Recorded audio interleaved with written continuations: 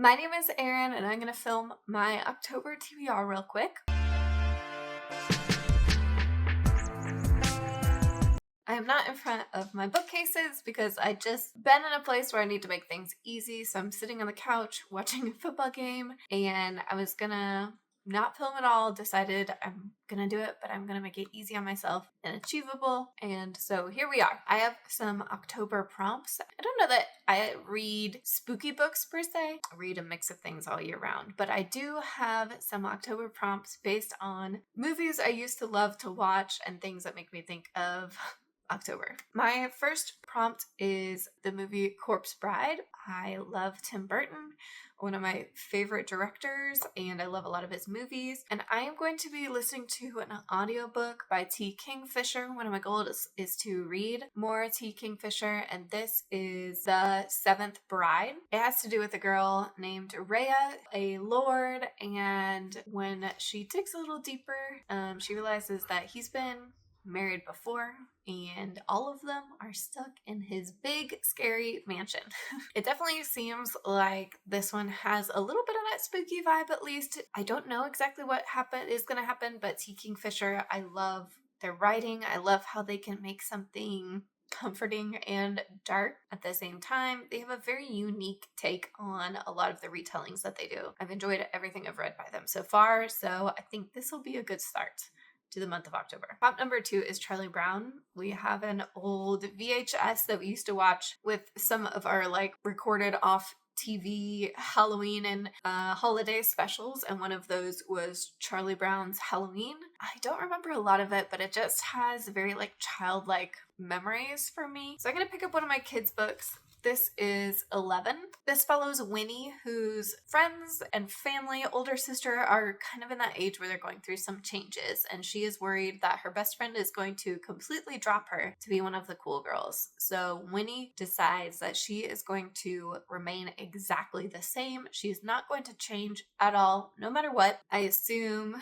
that probably is going to change by the end, but we'll see. Prompt number 3 is Halloween Town, the Disney classic. When I was thinking about a book for this, I was kind of thinking of the wildness and weirdness of going to Halloween Town and seeing all these spooky creatures, ghosts and ghouls, all of that kind of come to life.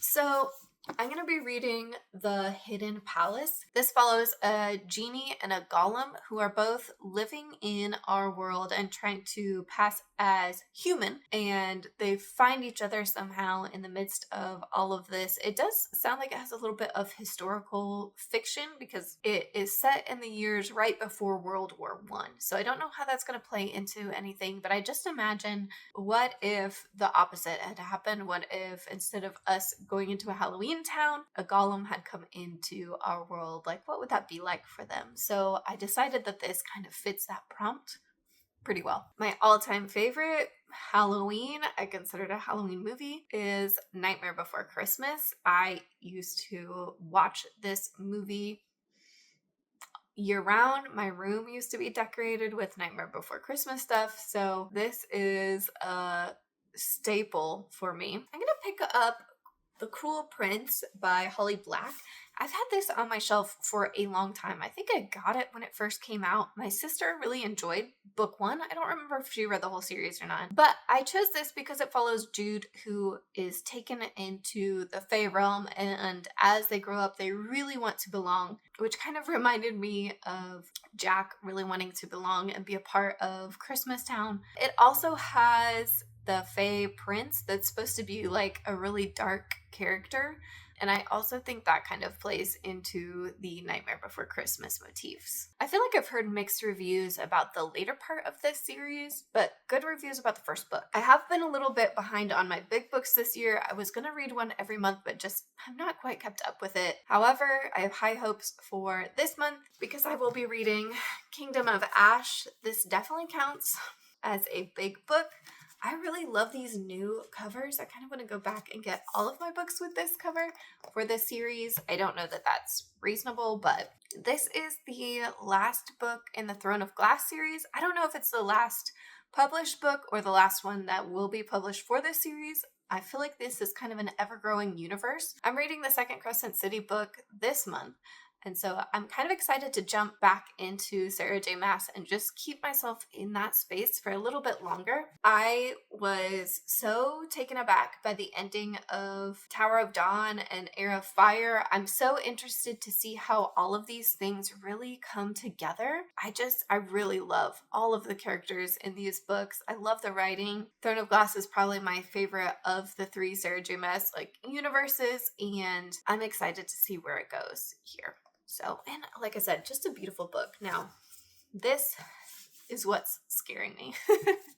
Another Halloween classic prompt, I have the movie Carrie. Now, I haven't watched this in a while. I think I've only ever watched it once because I don't actually like scary movies, but I feel like it just has that classic scary Halloween bloody vibe. So I'm going to be picking this book up. This is a relatively new book for us. I really love the cover. This is Penny Blood's Gothic Tales of Dangerous Women. Back, I'm going to read, it says, in the mid-1800s, the inexpensive publications known as penny bloods were all the rage in Britain, spinning tales of high Gothic drama, violence, and monstrosity. It was significant for its depictions of dangerous and transgressive women. This has a collection of 7 of those penny bloods, and I've never read one before. I've never gotten into that genre, and so I feel like this will be a really fun way to get a small dose of that, especially again for October. My next prompt is Hocus Pocus, another Halloween classic, and this is going to be my second audiobook if I get to it. Stardust in Their Veins.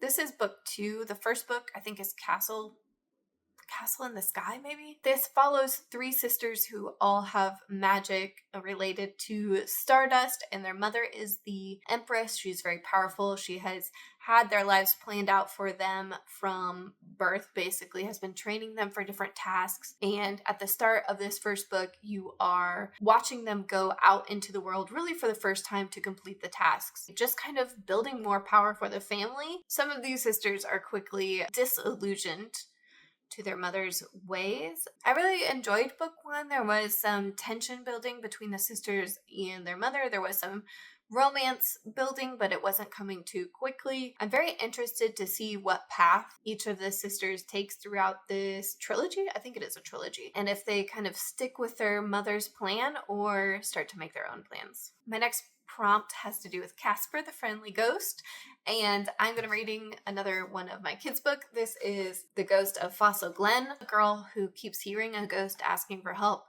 Nobody believes her except for one of her friends, and so they're trying to figure out how they can help this ghost and if this ghost is even real. For my Scooby Doo prompt, because I love Scooby Doo, I'm going to be reading The Hostile Hospital, which is one of the series of unfortunate event books. I honestly don't even remember what number I'm on. This might be number 7 if I'm remembering correctly, but I really love this children's series. I've never finished it, so I would love to get all the way through at some point. It is surprisingly dark and really well written, and just a great read for any age, in my opinion. We got a few prompts left, and the next one is Beetlejuice. I'm going to be hoping to pick up this book. I did pick it up in September.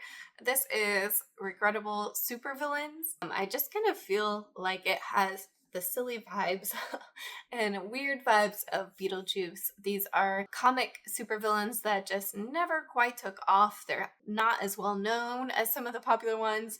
Some of them appeared for 1 issue, and some of them have very strange supervillain powers. My last prompt is Sweeny Todd, another classic I love to watch, and for that, if I get to it, I'll be reading Nemesis. This is a book about a girl who keeps dreaming on her birthday that she gets murdered, and she's trying to find this man, figure out what is happening, why she keeps having this dream. She always wakes up outside of her bed and all evidence of the crime has been erased, so she's not even really sure if it's happening. Meanwhile, there is, in the greater scheme of things, asteroid headed towards Earth, and she meets a boy named Noah who also has dreams of murder. So I feel like I've had this book also on my shelves for a while and just never picked it up. I do really like the cover. It's very unique.